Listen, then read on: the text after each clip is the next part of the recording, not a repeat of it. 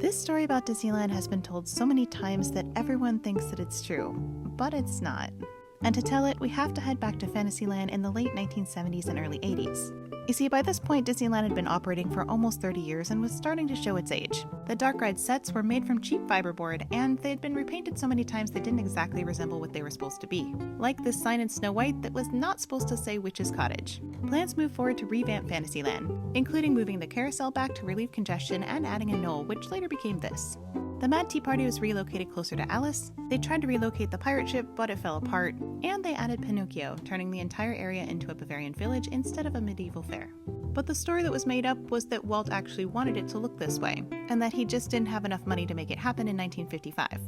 But Tony Baxter said we had kind of made those things up all about how Walt wanted the original Fantasyland to be richer. We assumed that stuff was true. So the idea that Walt wanted a different land was just a fantasy.